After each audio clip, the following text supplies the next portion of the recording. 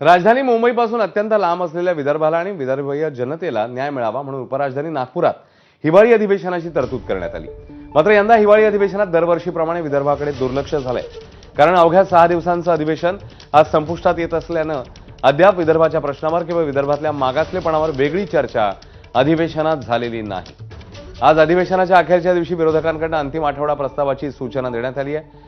या प्रस्तावात विदर्भातील संत्रा मोसंबी उत्पादक शेतकऱ्यांच्या अडचणी यासह कापूस सोयाबीन तूर अशा पिकांना मिळणारा कमी भाव अशा विदर्भाच्या अनुषंगाने महत्त्वाच्या काही मुद्द्यांचा समावेश करण्यात आलाय।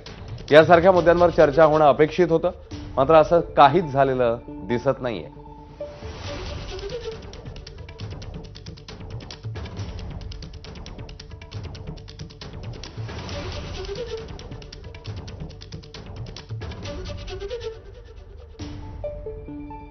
तर या अनुषंगाने आता 6 आठवड्यांचं अधिवेशन एकाच आठवड्यात गुंडाळलं। विविध मुद्दे मांडण्यास त्यामुळे पुरेशी संधी मिळेल नाही असाही एक सूर लावण्यात आलेला आहे आणि त्यामुळे विदर्भातल्या आमदारांकडून नाराजी व्यक्त होते।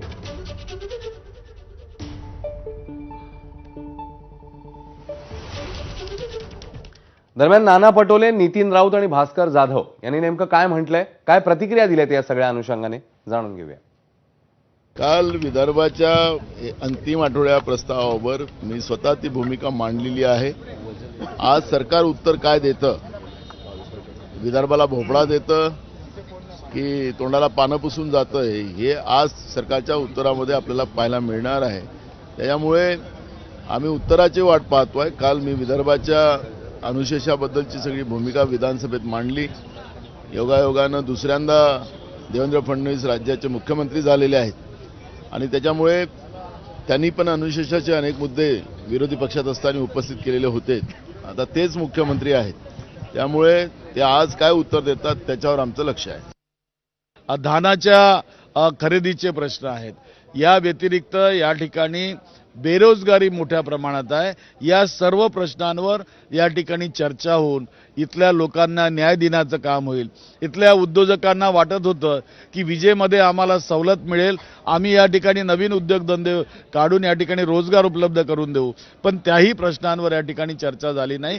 ही सरकार संपूर्णपणे या आठवड्यामध्ये या ठिकाणी अधिवेशन करून सबसेल फेल झाली आहे। यांनी विदर्भाच्या तोंडाला पानं पुसलेली आहेत। 6व्या दिवसामध्ये सभागृहामधला एकही मिनिट वेळ हा विरोधी पक्षांनी सभागृह बंद पाडून वाया घालवला नाही।